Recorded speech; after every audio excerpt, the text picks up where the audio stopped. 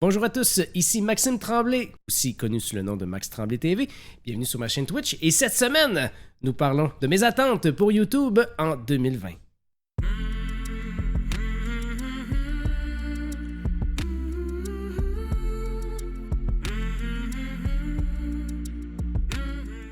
Premier point, il faut que YouTube trouve une nouvelle façon d'arranger l'interface utilisateur. C'est le problème principal du côté de YouTube. Tous les gens le disent, tout le monde dans le chat le disent. Et oui, il y a plein de gens dans le chat présentement. Salut, Coolmanskate! Mais essentiellement, oui, l'interface de YouTube, c'est juste laid présentement. On va sur le site web, on n'a plus d'interface vraiment d'accueil pour le gaming. Il faut qu'on ait du côté gauche dans la colonne, qu'on descend en bas, qu'on est dans la section des jeux. Et qu'est-ce qu'on arrive là? On a un beau slideshow qui sont des vidéos pas live, justement. Ensuite, on descend un petit peu, on peut aller dans l'onglet des directs seulement, et là, on tombe sur les directs. Une fois qu'on est rendu là, c'est difficile. Les directs sont mélangés avec les vidéos qui sont déjà enregistrées, qui sont déjà publiées sur la plateforme.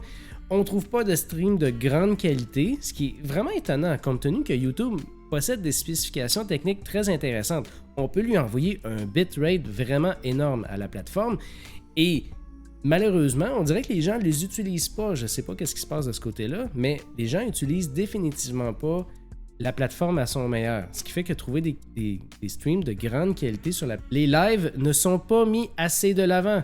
Je ne sais pas pourquoi que YouTube a de la difficulté avec ça. Pourtant, il y a quelques années, on nous avait présenté une super belle interface pour YouTube Gaming. C'était vraiment intéressant. On avait une très belle interface qui était très proche de ce que Twitch fait présentement ou de ce qu'on peut voir du côté de Mixer, mais on n'a plus ça du tout. Et c'est difficile pour les créateurs de contenu qui veulent faire vraiment du live en principal de se faire découvrir par cette interface-là. On sent que du côté de YouTube, on met vraiment l'accent encore et toujours sur les vidéos qui sont déjà enregistrées. L'algorithme aide aussi à découvrir le live, mais surtout va aider à faire découvrir vos vidéos qui sont déjà publiées sur YouTube. Donc, la découvrabilité sur YouTube est déjà avantagée. On a ce côté-là qui est très bon, mais il faut que vos vidéos, vous les gardez sur YouTube à ce moment-là. Ce n'est pas par le live que vous allez être découvrable, c'est surtout par vos vidéos qui vont être là, qui vont être enregistrées sur la plateforme.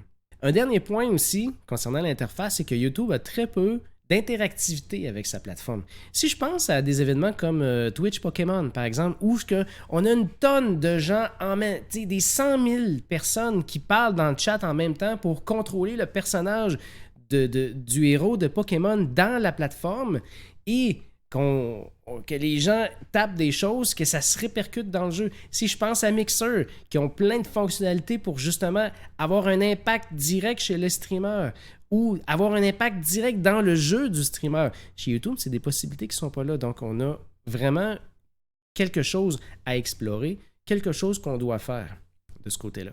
Deuxième point, la monétisation. Sur YouTube, ce n'est pas une plateforme qui est nouvelle, c'est une plateforme qui existe depuis longtemps. Puis on sait que la monétisation existe sur YouTube. Malheureusement, dans les dernières années, on a un peu coupé l'herbe sous les pieds des petits créateurs ou des gens qui commencent dans cette industrie-là.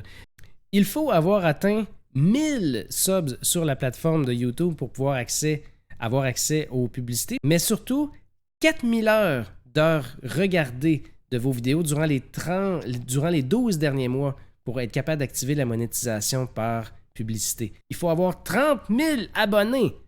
30 000 pour avoir de la monétisation par abonnement payant, comme l'équivalent des subs chez Twitch.